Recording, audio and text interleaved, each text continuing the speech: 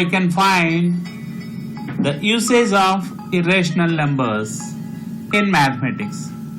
The usage of irrational numbers in mathematics. The first point is, in any square, the diagonal is root 2 times of its side. Now square is a two-dimensional diagram, you know that. A closed geometric figure formed by four sides where all four sides are equal and each angle is equal to 90 degrees is called square. Now in this square, the length of the diagonal is root 2 times of its side. You see, this is the diagram of the square. In this diagram, all these four sides are equal and each angle of the square is equal to 90 degrees. Understood? Now, the diagonal of the square, this is the diagonal. Diagonal of the square is equal to root 2 times of its side. Example, length of the diagonal of a square of side 3 centimeters is 3 root 2 centimeters. You see, we know that the diagonal of this square is root 2 times of its side. Means root 2 times means root 2 into. Root 2 parts means you have to divide.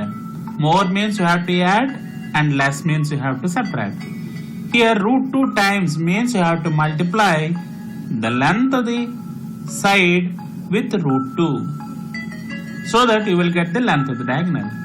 You see, length of the diagonal of a square of side 3 centimeters means the length of the side of the square is 3 centimeters given. Then the length of the diagonal is 3 root 2 centimeters. Here root 2 is an irrational number. Rational number is 3 and irrational number is root 2. And if you multiply a rational number with irrational number, you will get an irrational number. Now look at this.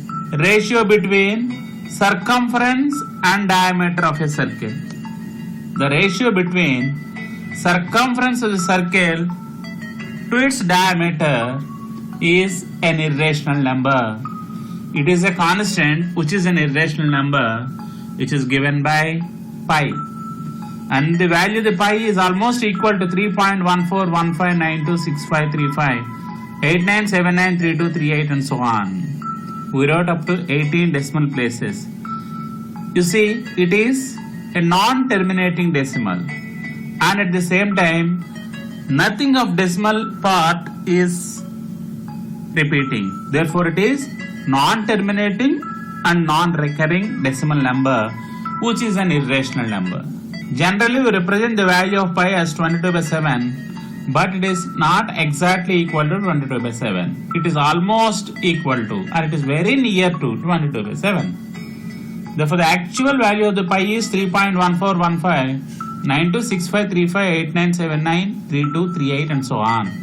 This is a non-terminating and non-recurring decimal, therefore it is an irrational number. Here, in finding the ratio between circumference of the circle and the diameter, again we got an irrational number, isn't it? Good.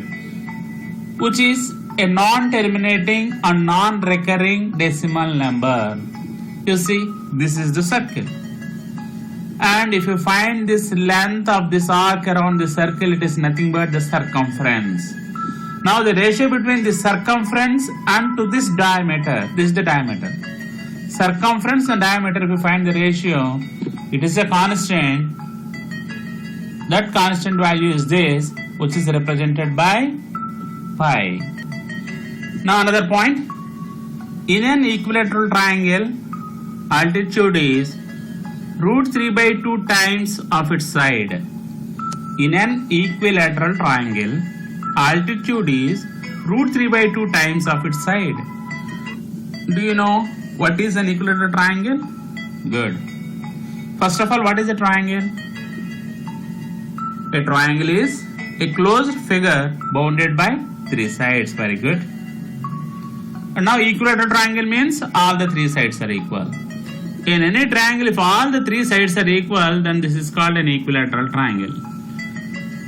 Now in this equilateral triangle, this altitude, the height of the equilateral triangle is root 3/2 times of its side. For example, height of an equilateral triangle of side 4 centimeters is, we have to find the height of an equilateral triangle whose side is 4 centimeters. We know that the height of this equilateral triangle is root 3 by 2 times of its side. Therefore, root 3 by 2 times means into, the side is 4 centimeters into 4. Now this 2 in 4 2 times. Then 2 into root 3 is 2 root 3 centimeters. It is the altitude of this equilateral triangle. Again, root 3 is an irrational number. 2 into root 3 is also an irrational number. Means, in the first case, we found the diagonal of the square by means of an irrational number. And in the second case, we found the ratio between circumference and diameter of a circle and we got a constant which is an irrational number. And in the third case, in an equilateral triangle, we found the height of an equilateral triangle. Again, we got an irrational number. These are the three instances where we can find irrational numbers in simple maths. And now, in the other branches of mathematics, that is in algebra and in trigonometry, calculus, in arithmetic, mensuration, coordinate geometry, and in geometry also, we use the knowledge of irrational numbers. Okay, thank you one and all.